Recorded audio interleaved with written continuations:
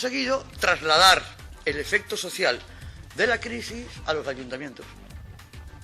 ¿Por qué? Pues porque ponen en riesgo la prestación de los servicios sociales que nosotros hacemos. ¿Para qué? Pues la traslada para culparnos a nosotros de los posibles recortes si hubiera, en lugar de asumir responsabilidades.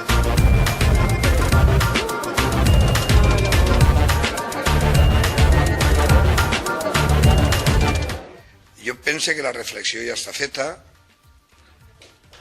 la crida ja està feta, el sentit comú es posa damunt la taula i les necessitats que tinguem tots els ajuntaments, les diputacions i sobretot este món en general d'Espanya el tenien que posar damunt la taula i dir hasta aquí hemos llegado.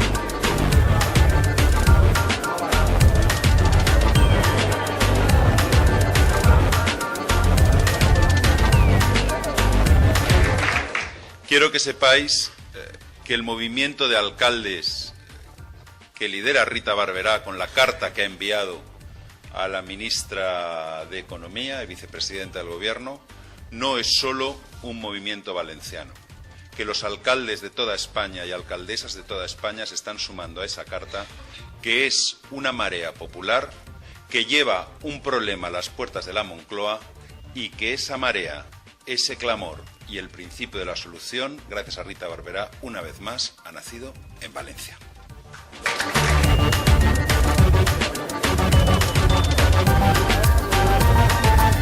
Vamos a ir de la mano, vamos a seguir trabajando de forma conjunta, vamos a seguir generando ilusión y sobre todo esperanza.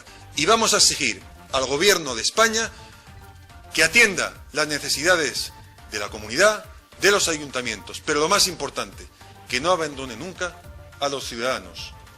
Sus necesidades son nuestras preocupaciones y desde luego lo que son las cuestiones que afectan al último vecino de la Comunidad Valenciana va a ser la mayor preocupación de cualquier alcalde y especialmente del presidente de la Generalitat.